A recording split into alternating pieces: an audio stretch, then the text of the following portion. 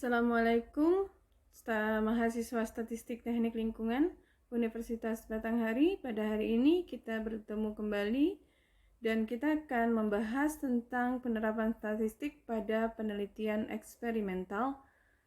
Penelitian eksperimental yaitu penelitian yang bersifat percobaan.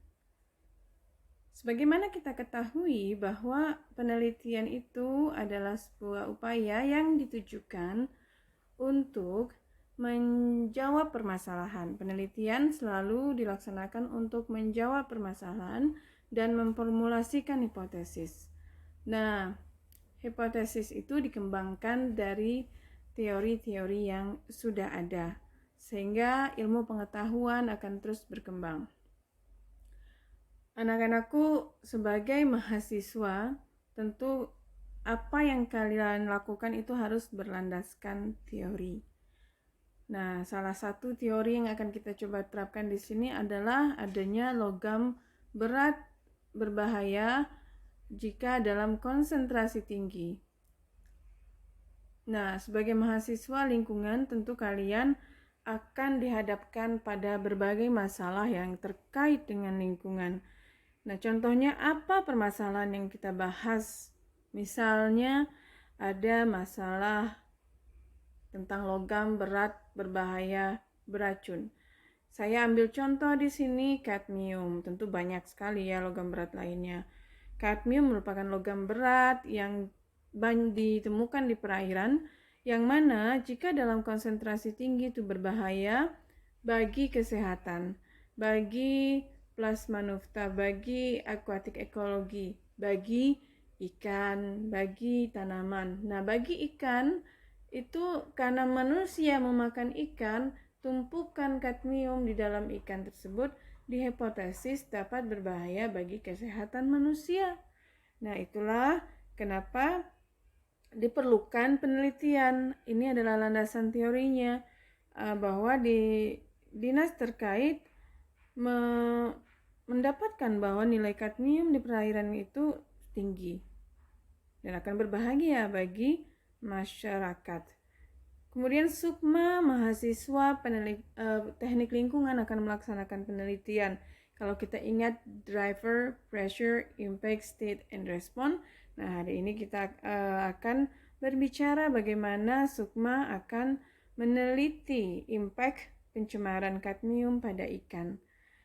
Sukma akan melakukan perlakuan konsentrasi kadmium dan melihat pengaruhnya terhadap konsentrasi kadmium pada ikan. Nah, salah satu konsentrasi dari yang diperlakukan dari penelitian ini mencerminkan konsentrasi kadmium di perairan. Oke. Nah, yang kedua, konsentrasi kadmium tersebut akan divariasikan, akan diperlakukan pada berbagai tingkat untuk melihat, nanti kita akan melihat pengaruh nyata atau tidak nyata bagi ikan. Nah, ini kita akan bahas nanti dalam analisis of variance untuk rancangan acak lengkap. Nah, kenapa Sukma memutuskan untuk melakukan penelitian ini? Dalam melakukan penelitian kita juga harus mengingat biaya, waktu, dan kemampuan kita. Sukma memutuskan ini karena dia menganggap bahwa biayanya masih bisa di cover dan dia akan menggunakan akuarium kecil saja sebagai unit penelitian yang dapat memuat air 2 liter sehingga masing-masing akuarium diisi 1 ekor ikan. Nah, inilah batasan-batasan penelitiannya. Jadi Sukma akan melakukan penelitian yang mendekatkan kondisi lapangan ke dalam skala yang terkontrol. Yang terkontrol dimaksud di sini adalah di luar dari pengaruh-pengaruh lainnya. Nah, dengan demikian Sukma melaksanakan penelitian eksperimen. Nah, Sukma memutuskan untuk melaksanakan rancangan acak lengkap. Dalam artian bahwa kondisi yang terjadi pada penelitian itu dianggap homogen, yang mana Yang membedakan hanya intervensi, yaitu perlakuan dari konsentrasi kadmium. Oke? Berdasarkan diskusi dengan dosen, diberikan 5 level kadmium, yaitu 0, 5, 10, 20, dan 40, yang mana akan diinteraksikan dengan ikan. Nah, berapa ulangan yang memenuhi statistik? Di sini Sukma harus menghitung jumlah ulangan yang harus dilancang, yaitu dengan rumus TN kurang 1 besar dan sama dengan 15. Kalau kita runut, T-nya ada 5, maka hasilnya adalah N sama dengan 20 per 5 sama dengan 4 ulangan. Jadi Sukma akan melakukan 4 ulangan. Berapa akuariumnya? Yaitu 5 perlakuan dikali 4 ulangan menjadi 20 yang menjadi unit penelitian di sini. Nah, harus jauh dari gangguan, walaupun baik baik perlakuan, tetapi gangguan harus dihindari. Nah, ini akan menghemat waktu, akan membuat kita tidak stres dan tidak mengulang satu semester kalau ujiannya gagal. Nah, kemudian kita harus tahu bahwa kadmium itu dijual dalam bentuk serbuk kadmium di toko kimia misalnya. Nah, itu dibuat dengan CDSO4 0 sampai 40 gram. Dan kita buat ulangannya 3 sampai 4. Nah, pertama kali yang harus Sukma lakukan adalah mengerti penelitiannya. Kodenya kita buat dengan meringkas perlakuan dengan ulangannya dari CD0, CD1, CD2, CD0, CD5, CD10, CD20, CD40. Dengan ulangannya kita buat di nama belakangnya 1 sampai 4, yaitu CD0 1 sampai CD44.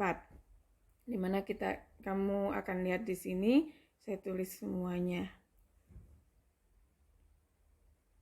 Oke, CD43, CD44. Ini adalah tabulasi data. Dalam pelaksanaannya, peneliti kode tersebut tidak dibuat secara berurutan demikian kepada rancangan. Nah, di sini Sukma harus menyusun akuariumnya. Pertama, kosong dulu semuanya, diletakkan pada suatu tempat tersusun.